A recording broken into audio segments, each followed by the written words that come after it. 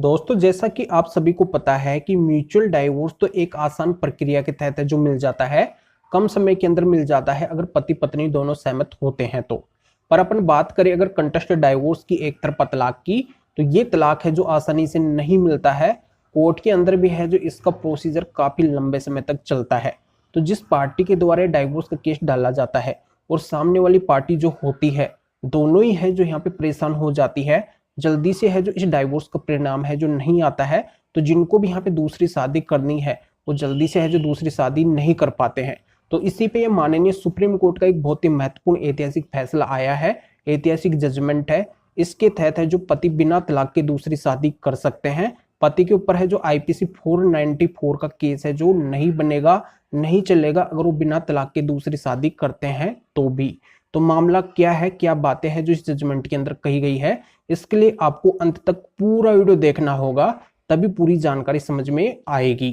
तो नमस्कार दोस्तों, मैं हूं एडवोकेट जितेंद्र और आप अपने इस चैनल को अभी तक सब्सक्राइब नहीं किए हैं तो सब्सक्राइब करके बेल आइकन को भी दबा दीजिए। तो चलिए चलते हैं मेन टॉपिक के ऊपर और माननीय सुप्रीम कोर्ट का इस फैसले के अंदर क्या कहना है। तो ये मामला इस तरीके से है कि पत्नी के द्वारा एक डाइवोर्स का केस है जो फाइल किया जाता है और इसके अंदर है जो पत्नी अपने ग्राउंड रखती है। अब सामने से जब पति का रिप्लाई आता है तो पति के द्वारा ये कहीं पे भी नहीं बोला जाता है कि पति को डाइवोर्स नहीं चाहिए, यानी कि पति का रिप्लाई इस तरीके का आता है कि पति का उस डाइवोर्स के केस के अंदर ना नहीं होता है। पति की भी यहाँ पे है जो इनडायरेक्टली इस तरीके की सहमति दिखाई देती है कि पति को भी यहाँ पे डाइवोर्स चाहिए। अब जब काफी अधिक समय इस डाइवोर्स के केस को हो जाता है, जल्दी से जब इसका परिणाम नहीं आता है तो काफी इंतजार के बाद में पति के द्वारा बिना तलाक के दूसरी शादी है जो कर ली जाती है। जब यहाँ पे पहली वाली पत्नी को पता चलता है कि उसके जो पति है जिनसे अभी तक उनका डाइवोर्स नहीं हुआ है, उन्होंने बिना तलाक के दूसरी शादी कर ली है, तो पहली वाली पत्नी के द्वारा पति के ऊपर बिना तलाक के दूसरी शादी करने का केस है जो फाइल किया जाता है। अंततः ये मामला है जो माननीय सुप्रीम कोर्ट के सामने पहुंचता है।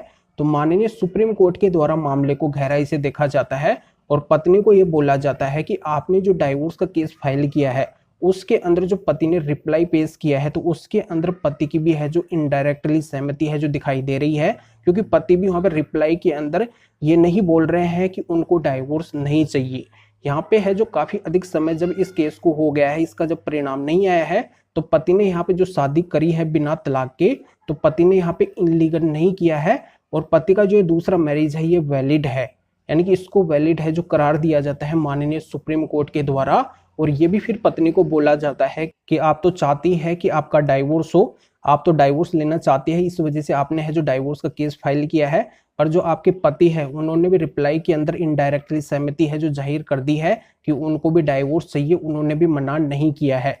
तो यहाँ पे अंततः आपका डाइवोर्स तो होना निश्चित है ही। तो यहाँ पे अगर पति ने इस डाइवोर्स के केस के पेंडिंग सिचुएशन के अंदर अगर शादी कर ली है, यानी कि ये केस अगर अभी पेंडिंग है और फिर भी अगर पति ने शादी करी है, तो पति की जो दूसरी शादी है वो वैलिड है, इनलीगल नहीं है।